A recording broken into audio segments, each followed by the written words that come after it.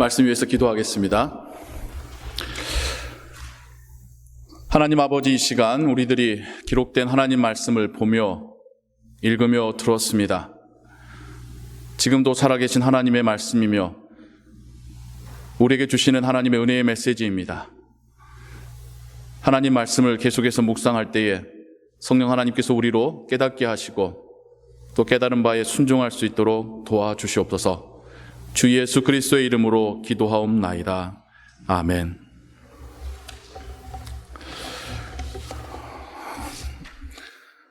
세상에서는 오늘을 마더스데이로 셀레브레이트 합니다. 물론 교회에서도 함께 기뻐하고 감사하고 또 축하하는 시간을 가지지요.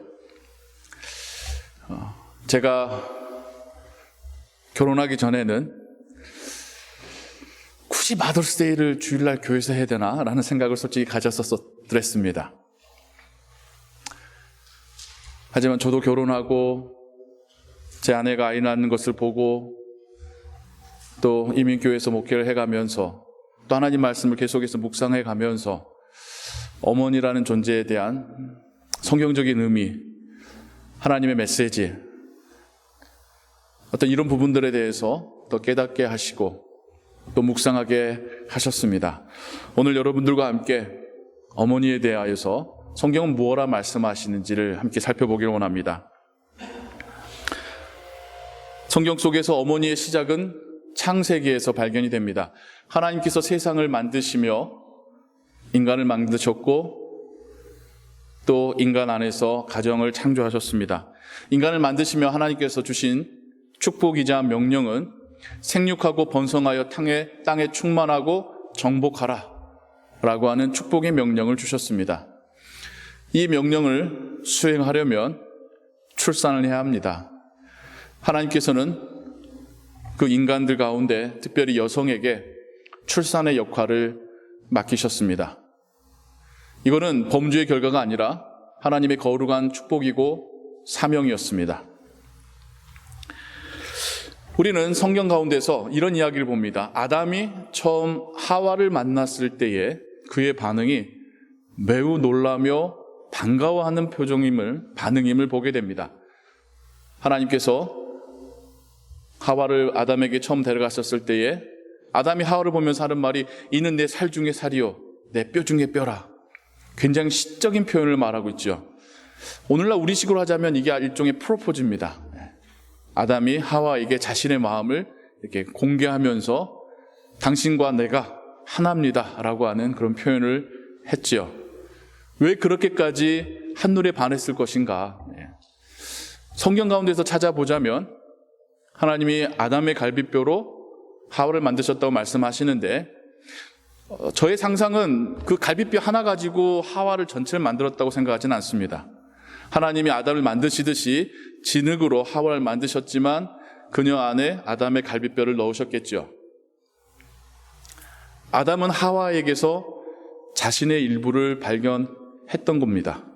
동물들에게서 느낄 수 없었던 친밀감과 사랑과 나와 같은 사람이라고 하는 나의 일부를 가지고 있다라고 하는 그것을 발견했고 그게 굉장한 친밀감과 사랑으로 또 하와를 향한 그의 이런 감탄으로 표현이 되었겠죠.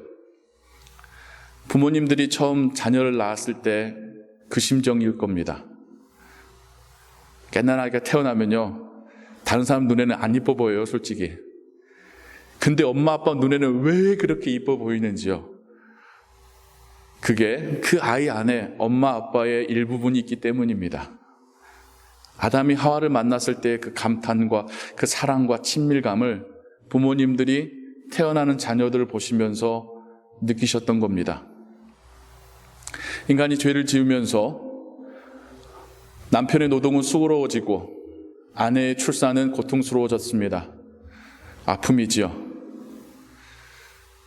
우리 어머니들이 출산하는 과정 속에서 얼마나 힘이 드십니까?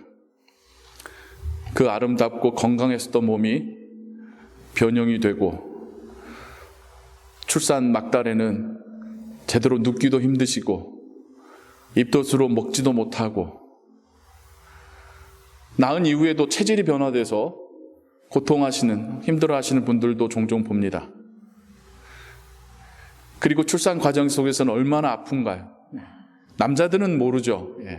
감히 알다고 말할 수도 없는, 이제까지 살아오면서 그렇게 느껴본 적 없었던 고통을 한순간에 그 복부에 느끼시면서 출산을 하십니다. 그래서 저도 남자이지만 인정하건대 우리 어머니들의 사랑이 아버지의 사랑들과는 조금 다른 각별함이 있는 것 같아요.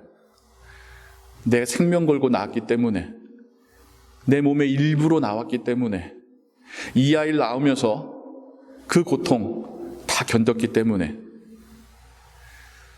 그래서 어머니들이 자녀들을 희생할 때에, 위해서 희생할 때에 주저함이 없는 이유가, 어머니가 그렇게 강할 수 있는 이유가 이미 그러한 희생을 겪어보셨기 때문이지 않겠습니까? 그리고 그래서도 어머니는 아이를 낳자마자 즉시로 그 아이에 대한 사랑을 느끼고 그 아이를 양육하며 조금도 주저함 없이 사랑하시는 그러한 시스템을, 그러한 어떤 관계를 이미 하나님께서 가정 안에 만들어 놓으셨다고 저는 생각을 합니다. 아담과 하와가 범죄했을 때에 하나님께서는 놀라운 메시지를 주십니다. 이 모든 일의 원흉인 사단의 머리를 부술 자가 여자의 후손 중에 나오리라. 굳이 선악과 누가 먼저 먹었냐고 따지자면 하와잖아요. 그렇다고 해서 제가 하와에게 더 책임이 있다는 말을 하고 싶지는 않습니다. 공동 책임이에요. 그럼에도 불구하고 하나님께서는 이 모든 문제를 해결할 메시아가 하나님이 처음 지으시고 그랬었던 아담이 아니라 여자의 후손에서 오리라라고 말씀하십니다. 저는 그때 이후로 아담의 계보를 잇는 여성분들은 특별한 사명감을 가지셨을 거라고 생각합니다. 하와가 처음 아들을 낳고 그 이름을 가인이라고 짓는데 성경엔 그 의미까지도 담고 있어요. 내가 여호와로 인하여 아들을 낳았다. 무슨 말이겠어요? 하나님께서 여자의 후손 중에 메시아를 주셔서 사단의 머리를 부수시고 이 모든 문제를 해결케 하신다고 하셨는데, 하나님 약속하셨던 대로 나에게서 아들이 태어났네. 그 아이에 대한 기대감, 하나님의 약속에 대한 시련, 그거에 대한 소망, 이 마음을 담아서 가인이라는 이름을 짓습니다. 물론 가인이 메시아가 아니었고 메시아처럼 살지도 못했죠. 크리스토퍼 라이스라고 하는 신학자는 그 이후에도 아담의 계보를 잇는 그 가정의 여인들은 혹 자기에게서 하나님이 약속하신 메시아가 태어나시진 않을까 기대와 소망감을 가졌다고 합니다. 물론 우리도 우리에게서 메시아가 태어날 것에 대한 기대를 하지는 않습니다만은, 어머니들이 자녀를 낳을 때의 그 기대감은 저는 동질의 것이라고 생각을 합니다. 출산을 하실 때에 어쩌다 보니 생긴 애고 얘가 나오려고 하니까 내뱉는 그런 출산이 아니지 않습니까? 한 생명이 이 세상 가운데 나와 자가 호흡을 하며 스스로 생명을 유지하며 살아가는 그 모든 순간들을 어머니는 사랑의 눈으로 바라보시며 한 생명의 출산과 그 앞에 펼쳐질 미래를 함께 꿈꾸며 양육하십니다. 어머니들이 자녀들에 갖는 기대와 소망은 다릅니다. 그래서도 그 아이를 위하여 헌신적으로 양육하실 수 있는 거겠죠.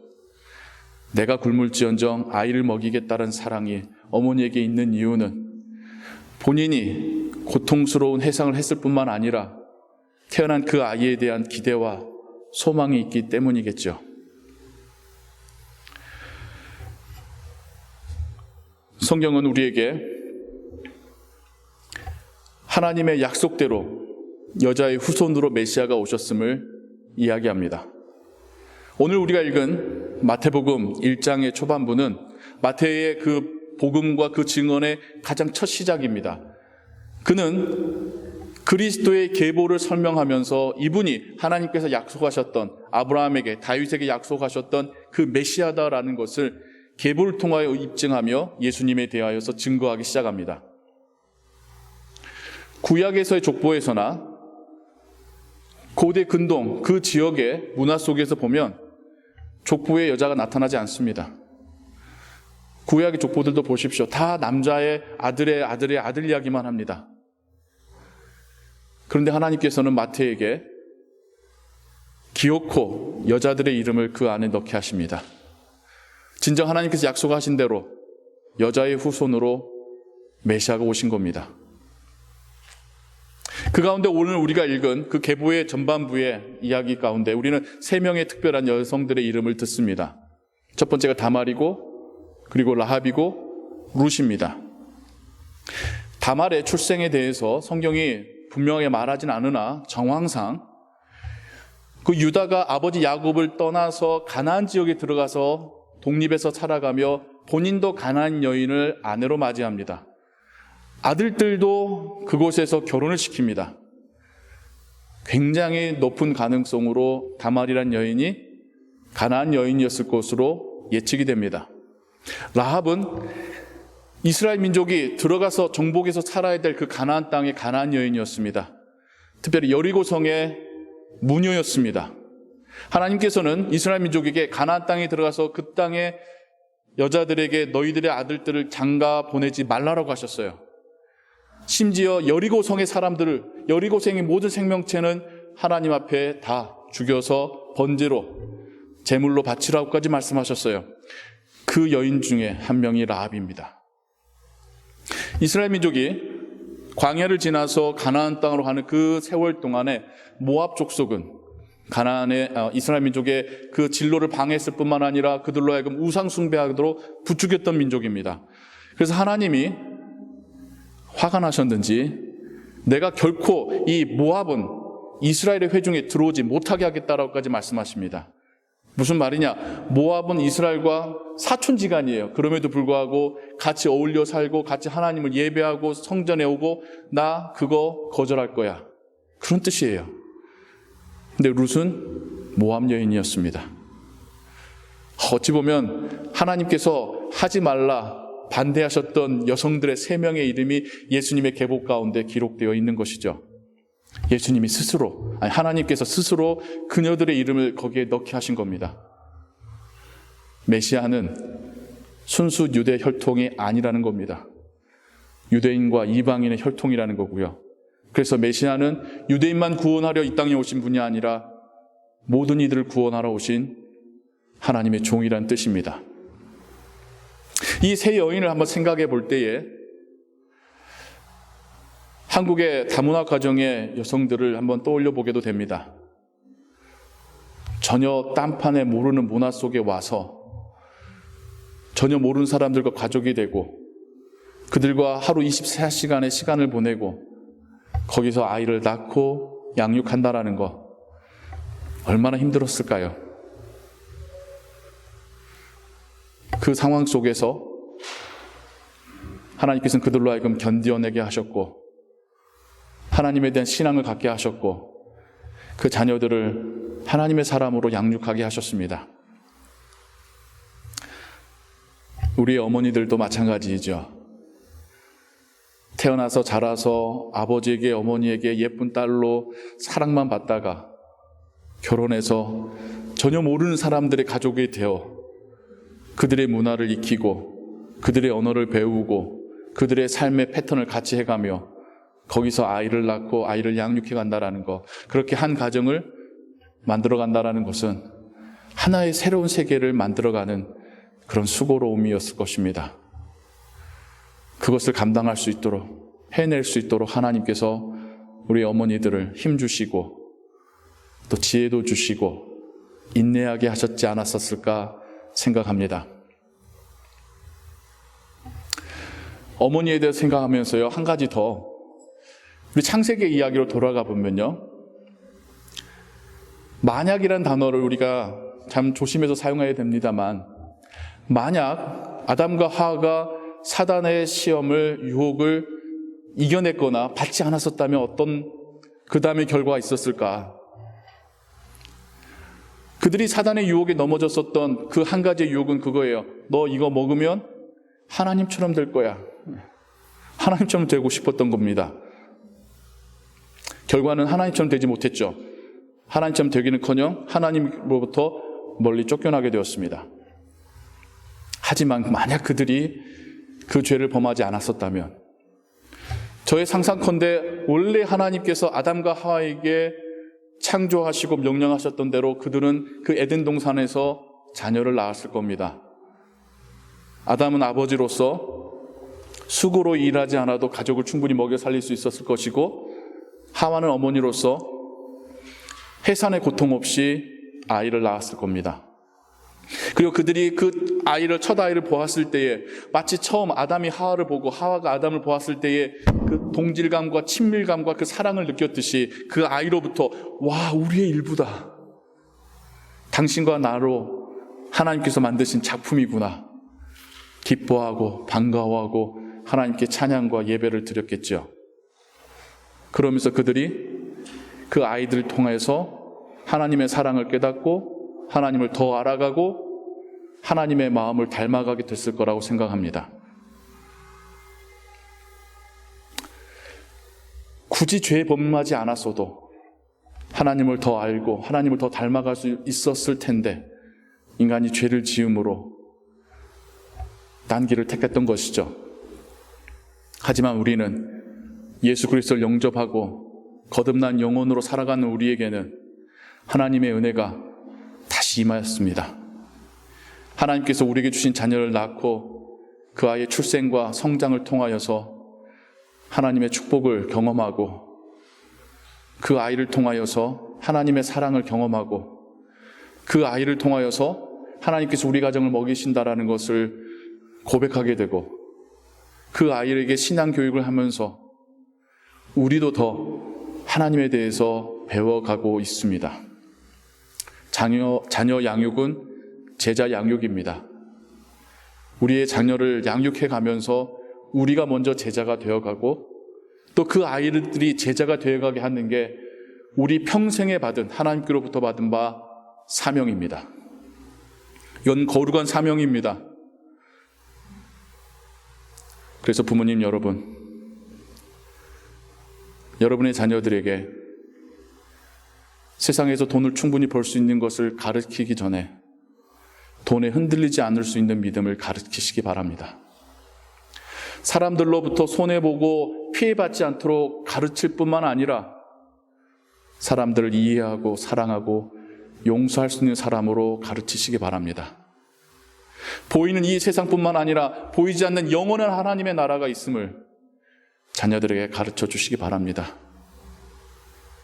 여러분과 여러분의 배우자 사이에서의 그 사랑의 모습으로 여러분의 자녀들에게 사랑하는 사람을 만나고 가정을 이루고 자녀를 낳고 양육하는 것이 행복임을, 하나님께로부터 받은 바 거룩한 사명임을, 우리의 인생을 값지게 하는 일임을 말해주고 말할 뿐만 아니라 보여주시기 바랍니다. 그게 우리의 자녀를 제자로 양육하는 것이고, 그들의 인생을 행복하게 주와 함께 살아가는 인생 되게 할 줄로 믿습니다. 여기 계신 모든 어머니들을, 아내분들을 주님의 이름으로 축복합니다. 여러분들의 그 헌신과 수고 하나님이 분명히 보시고 기억하시고 아버지의 나라에서 여러분들을 칭찬하시며 상급 주실 줄 믿습니다. 또 아버지들도 하나님 주신 거룩한 사명으로 자녀들을 돌보실 때에 그 어깨에 올려진 짐을 하나님께서 가볍게 하시고 자녀들을 통하여서 인생의 보람과 또 삶의 열매를 맺게 하시며 날마다 기쁨으로 가정 돌보시는 그런 가장들 되시기를 또한 주님의 이름으로 축복합니다. 기도하겠습니다.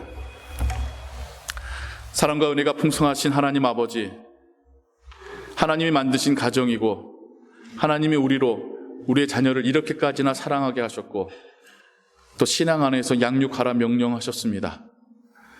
태어나서 자라는 우리의 자녀들을 보며 또 장성하여 사회에 나아가 독립하고 살고 있는 우리의 자녀들을 보며 하나님의 사랑을 느낍니다.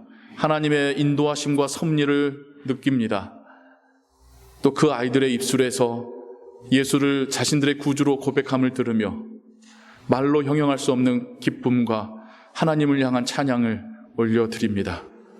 하나님, 우리의 가정들이 그리스도인의 가정으로 세상에서 빛과 소금이 되게 하시고, 특별히 많은 가정들이 아픔을 갖고 있는 이 시대 속에서 그리스도인들이 사랑의 가정, 따스한 가정으로 이 세상의 빛이, 소금이 되게 하여 주옵소서. 우리 한빛교회 교우들의 가정들을 하나님 축복하시고 주의 은혜로 충만케 하여 주옵소서. 수고하시고 헌신하시는 우리 아내들과 우리 어머니들에게 하나님 은혜를 더하여 주옵소서. 주 예수 그리스도의 이름으로 기도하옵나이다. 아멘.